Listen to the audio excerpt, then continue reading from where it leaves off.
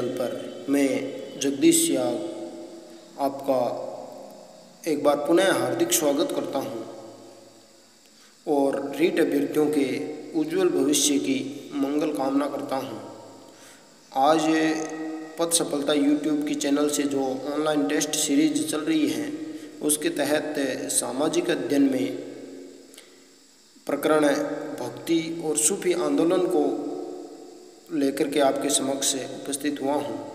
भक्ति और सूफी आंदोलन से संबंधित बहुत से महत्वपूर्ण प्रश्न जो विभिन्न प्रतियोगी परीक्षाओं में आए भी हैं और आगे आने की संभावना भी है, उसी को मद्देनज़र रखते हुए ये टेस्ट सीरीज मैंने बनाई है और आशा करता हूँ आपके लिए फ़ायदेमंद होगी।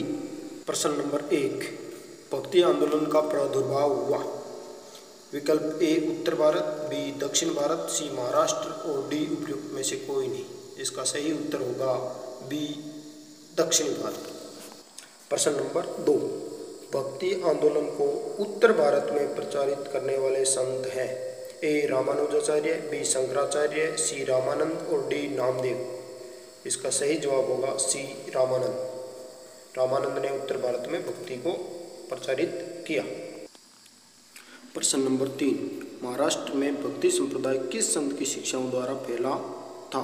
ए संत ज्ञानेश्वर, बी संत तुकाराम, सी संत एकनाथ और डी नामदेव। तो इसका सही जवाब होगा ए संत ज्ञानेश्वर। प्रश्न नंबर 4, आलवार संतों का आविर्भाव निम्न में से किस आधुनिक राज्य से हुआ। ए तमिलनाडु, बी केरल, सी कर्नाटक, डी महाराष्ट्र। तो इसका सही जवाब होगा ए तमिलनाडु। तमिलनाडु में आलवार संतों का आविर्भाव हुआ। प्रश्न नंबर 5, भक्ति प्रचारक शंकरदेव ने निम्न प्रादेशिक भाषाओं में से किसका उपयोग करके उसे लोकप्रिय बनाया। ए असमिया, बी बांग्ला, सी ब्रजभाषा और डी अवधी। तो इसका सही जवाब होगा ए असमिया भाषा, असम से संबंधित थे। प्रश्न 6, कीर्तन को प्रारंभ करने वाले संत का क्या नाम था। ए कबीर, बी रामानुजन, सी मीरा और डी चैतन्य महाप्रभु। तो इसका सही जवाब होगा डी चैतन्य महाप्रभु। प्रश्न 7, निम्नलिखित में से किसे कुछ विचारकों ने प्रच्छन्न बौद्ध की संज्ञा दी है। ए रामानुजाचार्य, बी शंकराचार्य, सी कुमारिल भट्ट और डी चैतन्य महाप्रभु। तो इसका सही जवाब होगा बी शंकराचार्य, जिसे प्रच्छन्न बौद्ध कहा जाता है। प्रश्न 8, चैतन्य महाप्रभु किस संप्रदाय से जुड़े थे। ए श्री संप्रदाय, बी वारकरी संप्रदाय, सी गौड़ीय संप्रदाय और डी इनमें से कोई नहीं। तो इसका सही जवाब होगा सी गौड़ीय संप्रदाय से चैतन्य महाप्रभु जुड़े हुए थे। प्रश्न नंबर 9, असम का चैतन्य किसे कहा जाता है। ए शंकरदेव, बी लालगिरी, सी दरिया साहेब और डी शिव नारायण। तो इसका सही जवाब होगा ए शंकरदेव को असम का चैतन्य कहा जाता है। प्रश्न नंबर 10, अद्वैतवाद के सिद्धांत के प्रतिपादक कौन थे। ए रामानुज, बी शंकराचार्य, सी मध्वाचार्य, डी विवेकानंद। तो इसका सही जवाब होगा बी शंकराचार्य अद्वैतवाद के प्रतिपादक थे। प्रश्न नंबर 11, जाति पांति पूछे नहीं कोई, हरि को भजे सो हरि को होए। ये पंक्तियाँ किसकी हैं। ए रामानंद, बी रामानुजाचार्य, सी कबीर और डी दादूदयाल। तो इसका सही जवाब होगा ए रामानंद। प्रश्न 12, शिवाजी के आध्यात्मिक गुरु थे। विकल्प ए जीजाबाई, बी कोणदेव, सी रामदास और डी रामानंद। इसका सही जवाब है सी रामदास। रामदास शिवाजी के आध्यात्मिक गुरु थे। प्रश्न नंबर 13, यदि संस्कृत देव भाषा है तो क्या मेरी मातृभाषा यानी मराठी दस्यु भाषा है। यह उक्ति है। ए एकनाथ की, बी ज्ञानेश्वर की, सी तुकाराम की और डी नामदेव की। तो इसका सही जवाब होगा ए एकनाथ की। एकनाथ ने कहा था कि संस्कृत देव भाषा है तो क्या मराठी दस्यु भाषा है। प्रश्न 14, आलवार संतों की संख्या थी।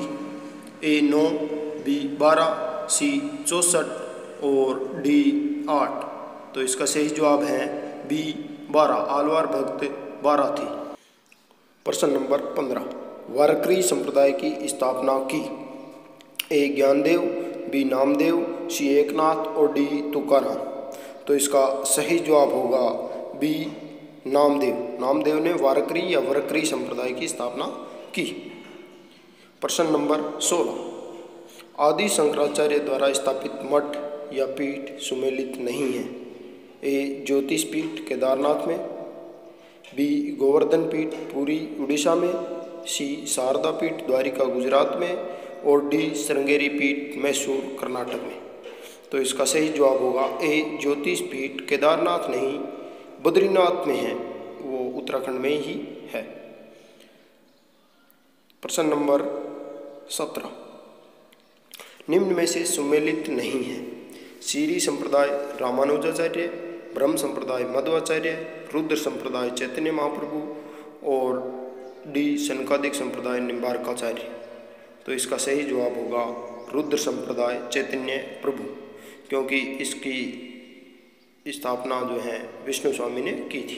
प्रश्न 18, निम्नलिखित संप्रदायों का उनके प्रवर्तकों के साथ सुमेलित कीजिए। ए श्री संप्रदाय रामानुजाचार्य, बी रुद्र संप्रदाय मध्वाचार्य, सी हंस या सनकादिक संप्रदाय विष्णु स्वामी और डी राधा वल्लभ संप्रदाय निम्बार्काचार्य और विकल्प 5वां जो है श्री हेत जी है।